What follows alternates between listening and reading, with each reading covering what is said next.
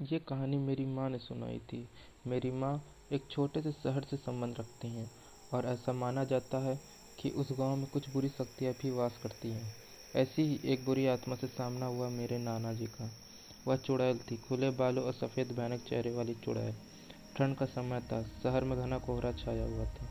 मेरे नाना एक बड़े अधिकारी थे। रोज की तरह उस दिन जब मेरे नाना अपना काम खत्म कर दफ्तर से घर की ओर जाने लगे तो रास्ते में पड़ने वाले बाजार से वह कुछ सामान लेने के लिए रुके। उनके बाकी साथी आगे चले गए और वो पीछे छूट गए।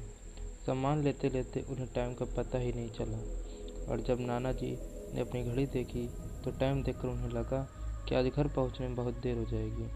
उन्होंने सोचा, जंगल के रास्ते अगर जाऊं तो जल्दी घर पहुंच जाऊंगा। इसलिए उन्हें जंगल की ओर गाड़ी घुमा ली। काफ़ी अंधेरा हो गया था। नाना जी तेज गति के साथ गाड़ी चला रहे थे, लेकिन उनकी गाड़ी के आगे एक औरत आ गई।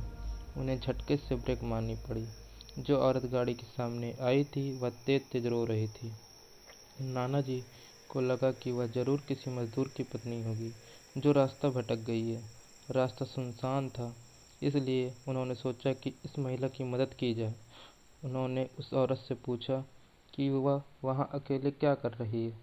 उसने जब कोई जवाब नहीं दिया तो वह जोर जोर से रोने लगी। ऐसा लग रहा था मानो सारा जंगल उसकी आवाज़ से गूंज रहा हो। नाना जी ने पूछा कि घर कहाँ है उसका, तो वह कुछ नहीं बोली। नाना जी ने उससे बोला कि तुम मेरे साथ घर चलो, सुबह मैं तुम्हारे घर छोड़ दूंगा।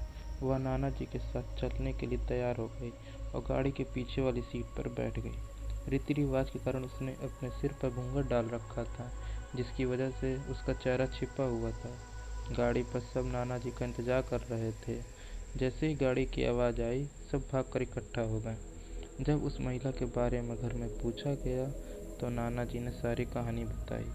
नाना जी ने कहा, आज खाना यही बना देगी। लेकिन मेरी माँ को उस महिला पर शक हो गया। उन्हें लगा कि यह कोई चोर है जो घर का सामान चुरा कर भाग जाएगी। माँ ने उसे रसोई में जाकर खाना बनाने को कहा। वह बिना कोई जवाब दिए वहाँ से चली गई।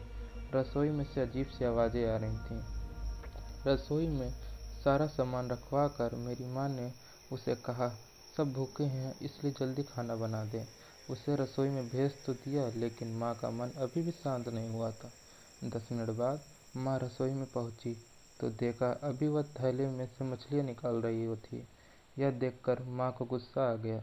उन्होंने उससे बोला कि अभी तक तुमने खाना नहीं बनाया, कब बनेगा और कब हम खाएंगे। अभी भी ढका हुआ था, इसीलिए किसी ने उसका चेहरा नहीं देखा था। माँ उसका चेहरा देखने की कोशिश करती थी, लेकिन उन्हें इसकी झलक भी नहीं दिखाई दी। माँ ने कहा, कोई ज़रूरत हो तो बुला लेना, लेकिन फिर भी वह कुछ नहीं बोली। उन्हें लगा कि शायद अनजान लोगों से डर रही होगी। माँ रसोई से चली गई, लेकिन जब 10 मिनट बाद वह फिर वापस आई तो रसोई का दृश्य देखकर